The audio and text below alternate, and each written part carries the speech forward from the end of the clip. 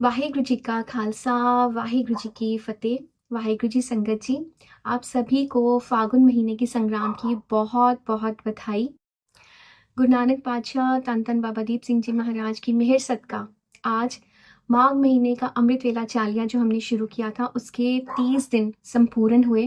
गुरु पातशाह ने बहुत मेहर की, बहुत तरस किया हम पे, सत्संग करवाया, अमृत वेला नेम से करवाया हमसे और बहुत ही प्यार से आज हमारे 30 दिन संपूर्ण करवाए। गुरु पातशाह ऐसे ही हमसे सेवा लेते रहे। चालिया संपूर्ण करवाने के बाद भी अमृत वेला नेम से, नित नेम से हम सब संभालते रहे। गुरु पातशाह हमसे संभलवाते रहे।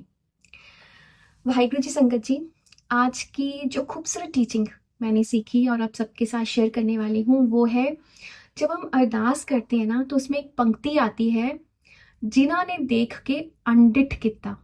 अनडिठ, अनदेखा किया, छोड़ दिया उसको। हम अरदास रोज करते हैं, कई बार दिन में 2 बार भी अरदास करते हैं हम। वाणी जाप संपूर्ण होता है, पाठ संपूर्ण होता है हमारा, हम अरदास करते हैं, पर कभी विचार नहीं करते ना उन पंक्तियों पे। आज अचानक से ही ये पंक्ति सामने आई और रिंकू वीर जी की ही एक प्रवचन से, उनकी ही एक कथा से मुझे इसके बारे में पता चला कि इसका एक्चुअली में क्या मतलब है।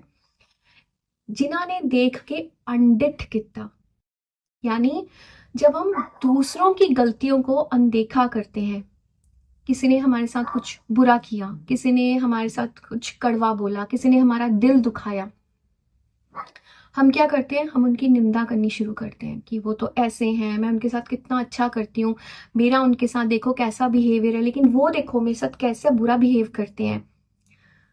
गुरु पातशाह हमें कहते हैं कि जब हम ऐसे करते हैं तब हम अपनी की हुई कमाई उनकी झोली में डाल देते हैं।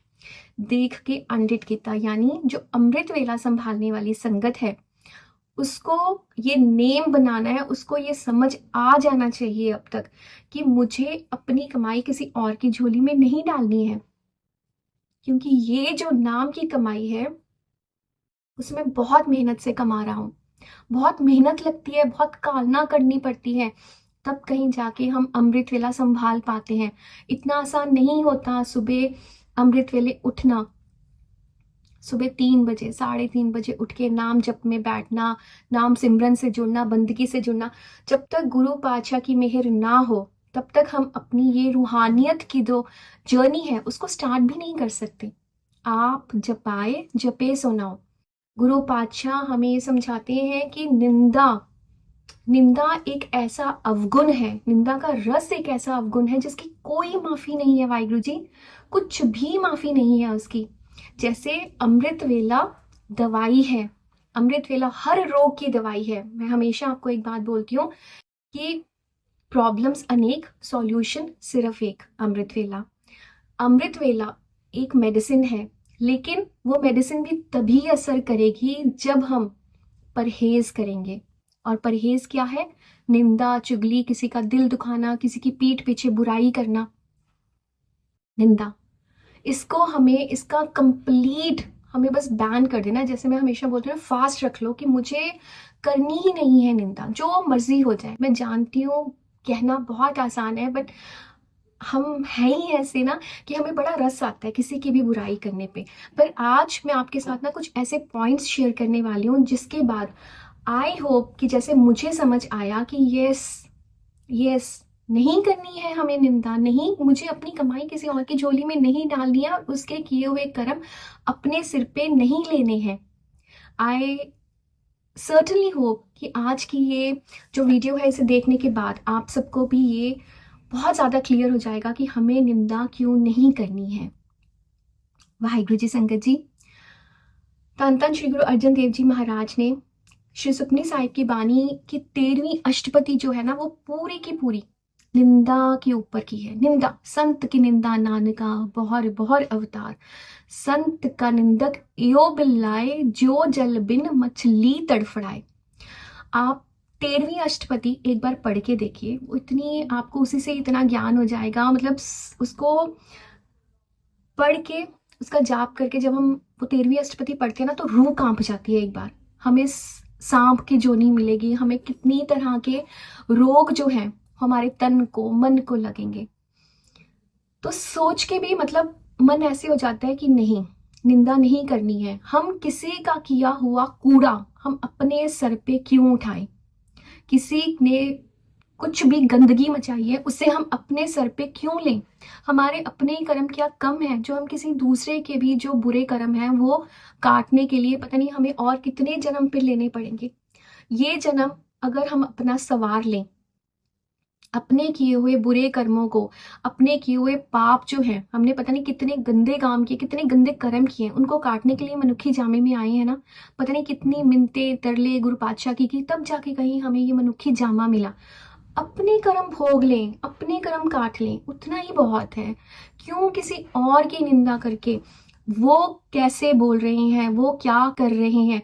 अगर वो हमारी निंदा कर रहे हैं, अगर वो हमारे लिए गलत बोल रहे हैं, अगर वो हमारे लिए कड़वा बोल रहे हैं, तो वो अपने कर्म खराब कर रहे हैं, राइट? हम उनके किए हुए कर्मों को, मैं समझ सकती हूँ, बहुत अच्छे से समझ सकती हूँ कि जब कोई ऐसे दिल दुखाता है तो मन, हम फ्रस्ट्रेट हो जाते हैं। मन करता है कि बस इसको 4 बातें ऐसी सुना दूं ना कि इसका मुंह बंद हो जाए, ये कभी दोबारा मुझे कुछ ना बोले आगे से। लेकिन आप ना करके देख लेना, आप लड़ाई कर लो, झगड़ा कर लो, प्यार से समझा लो। जिसने हमारे लिए कुछ गलत सोचना है या गलत बोलना है ना, आपके लाखों बार उसकी भलाई करने के बावजूद भी उसने वैसे का वैसा ही रहना है, क्योंकि गुरु पातशाह ने उसको वैसा ही बनाया है। तो हम क्या कर सकते हैं?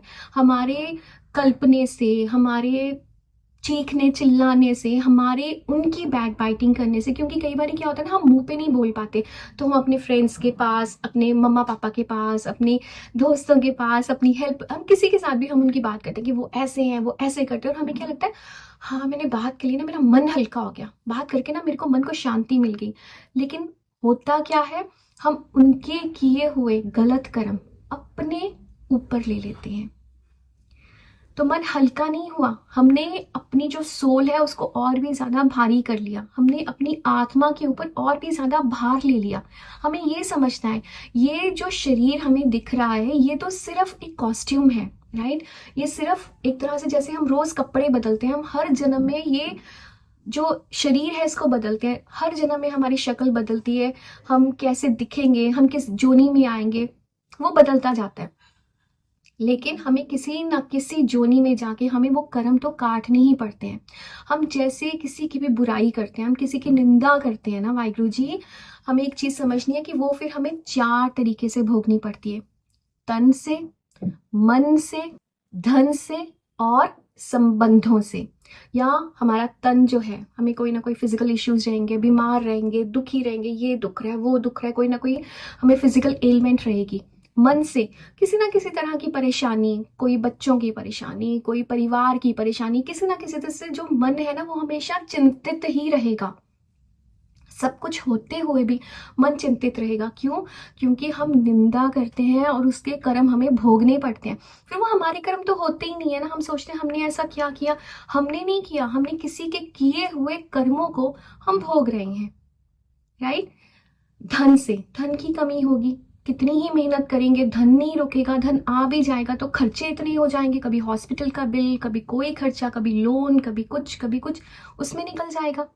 फिर संबंधों का, यानी रिलेशनशिप इश्यूज रहेंगे, आपस में नहीं बनेगी, घर में कला कलेश रहेगा, कुछ ना कुछ यानी घर में लगा ही रहेगा, जिससे मन जो है वो हर टाइम जो है वो कलपता ही रहेगा कि ऐसा क्यों हो। वाहिगुरु जी संगत जी, जब हम किसी के लिए भी कुछ भी बुरा बोलते हैं या हम उसकी निंदा करते हैं ना, तो फिर हमें उसके कर्म जो भोगने पड़ते हैं ना, अपने कर्म तो हमें भोगने ही पड़ रहे हैं।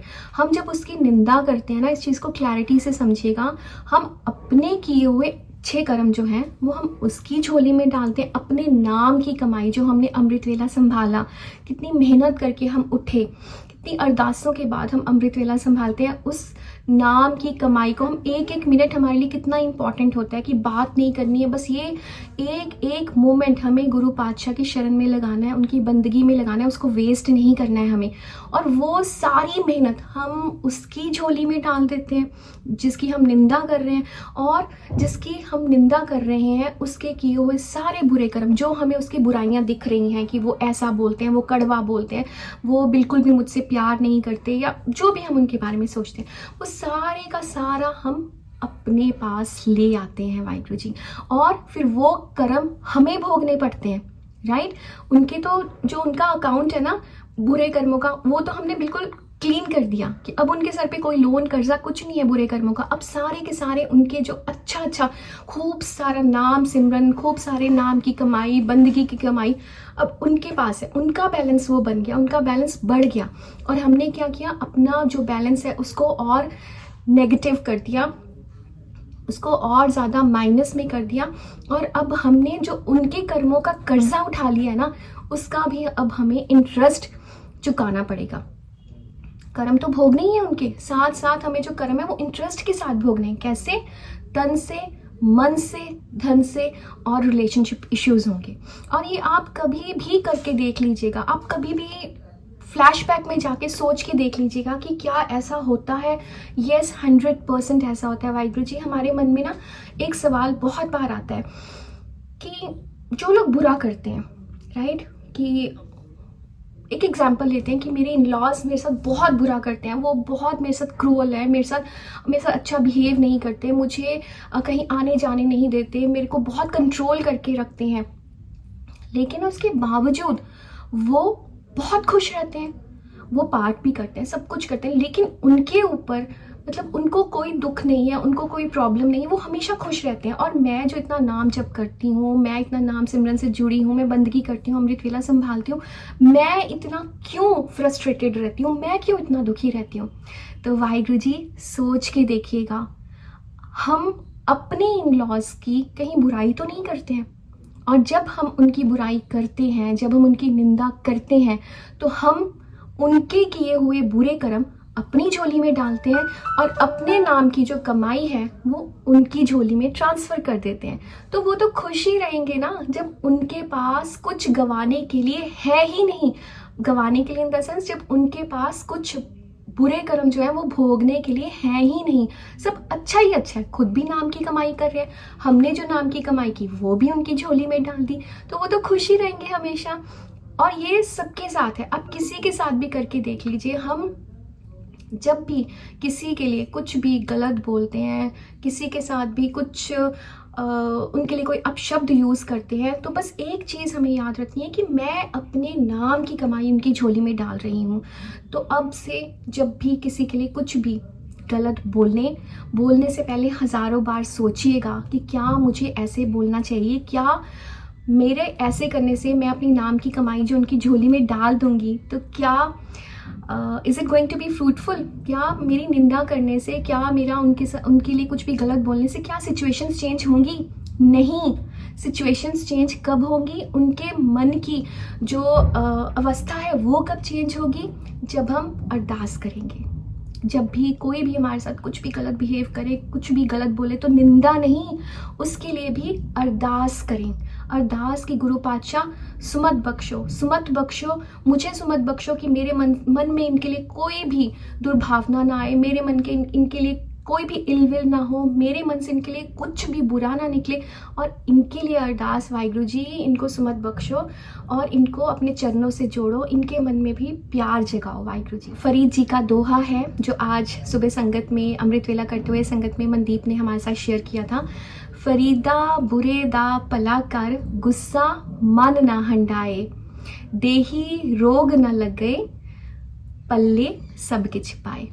तो इसी बात को हमें हमेशा याद रखना है, और याद रखना है कि हमें अपने कर्मों पे फोकस करना है। निंदा एक ऐसा अवगुण, निंदा एक ऐसा क्या बोलो, इसे एक पाप की तरह अगर हम लेके चलें, एक ऐसा पाप जिसकी कोई भी माफ़ी नहीं है, कोई भी माफ़ी नहीं है। इसलिए जितना ज़्यादा हो सके निंदा, चुगली, किसी का बुरा करने से, किसी के लिए बुरा सोचने से कोसों दूर रहिए। क्योंकि अब हम अमृत वेला संभालने वाली संगत है। गुरु पातशाह ने हम पे बहुत तरस किया, वाहिगुरु जी बहुत तरस किया हम पे, जो हमें अमृत वेले की दात बख्शी है। अब जब हमें इस बात की समझ आ चुकी है, फिर भी हम इसको ना समझें, तो हमसे बड़ा कोई अज्ञानी नहीं है, हमसे बड़ा कोई, जो मैं बोलूँगी, बदकिस्मत नहीं है। क्योंकि पहले तो हमें समझ ही नहीं थी, हम निंदा चुगली करते थे, गॉसिपिंग करते थे, बैक बाइटिंग करते थे, इंजॉय करते थे उसको, है ना, रस लेते थे उसका, बढ़ा के करते थे। जो साथ में नहीं है उसकी बुराई करनी है, जो सामने नहीं है उसकी बुराई करनी है, वो तो है ही ऐसे, वो ऐसे करते हैं, वैसे करते हैं। पर अब जब हमें समझ आ चुकी है, फिर भी हम निंदा का रस ना छोड़ें तो हमसे ज़्यादा कोई बदकिस्मत नहीं है, क्योंकि अब हम अमृत वेला संभालते हैं। कितना तरस करके गुरु पातशाह ने हमें अपने चरणों से जोड़ा है। अब हमें दूर नहीं जाना है उनसे। अब हमें फिर से बार बार जन्म लेके बार बार जोनियों में नहीं रहना है। अब हमें सचखंड जाना है, वापस अपने घर जाना है। अब यहाँ नहीं रहना है। तो आज के लिए बस इतना ही। जितना ज़्यादा हो सके एक दूसरे के लिए अरदास करें कि हम सब मिलकर अमृत वेला संभालें। खुश रहिए, खुश रहने दीजिए, बहुत सारा ख्याल रखिए अपना। जितना ज़्यादा हो सके निंदा, चुगली, बुराई करने से बचें, क्योंकि जो अमृत वेला है वो दवाई है। किसी भी बीमारी की दवाई जो है वो अमृत वेला है। और दवाई तभी असर करती है जब हम परहेज करते हैं। और निंदा इज़ द बिगेस्ट प्रिकॉशन जो हम लेते हैं, बिगेस्ट प्रिकॉशन। जैसे अगर हम डायबिटिक हैं और हम मेडिसिन ले रहे हैं डायबिटीज़ की, लेकिन in spite of taking medicine हम साथ में मीठा खाई जा रहे हैं, केक खा रहे हैं, पेस्ट्रीज खा रहे हैं, चीनी वाली चाय पी रहे हैं, सब कुछ मीठा खा रहे हैं, तो क्या वो मेडिसिन असर करेगी? नहीं करेगी। सिमिलरली अगर हम बीपी पेशेंट है, हाई बीपी है हमें, और अगर हम फ्राइड चीज़ें खा रहे हैं, तला भुना खा रहे हैं, मेडिसिन लेने के बावजूद भी हमारा बीपी कभी कंट्रोल में नहीं रहेगा। क्यों? क्योंकि हम परहेज नहीं कर रहे हैं। उसी तरह से अमृत वेला संभाल रहे हो लेकिन झोली में वो सब कुछ नहीं आ रहा है जिसकी चाहत है अमृत वेले में, वो कैसे पूरी होंगी हमारी इच्छाएं जब हम परहेज ही नहीं कर रहे हैं? तो इस पे विचार करना अब बहुत ज़रूरी है। 30 दिन हो चुके हैं हमें अमृत वेला संभलवाते हुए गुरु नानक पातशाह को। अब हमें इस बात की समझ आ जानी चाहिए कि जो मैं चाहती हूँ वो मुझे क्यों नहीं मिल रहा है। क्योंकि मैं परहेज नहीं कर रही हूँ, क्योंकि मैं अभी भी वही वही गलतियाँ रिपीट कर रही हूँ। मैं उनको चाहे मुंह से बोल के माफ़ कर देती हूँ कि चलो ठीक है, रिश्ते बचाने हैं रिश्ते, लेकिन अंदर से मैंने अपने आप को हील नहीं किया है। और हीलिंग कैसे होगी? जब हम अरदास करेंगे गुरु पातशाह के चरणों में। वाहिगुरु जी का खालसा, वाहिगुरु जी की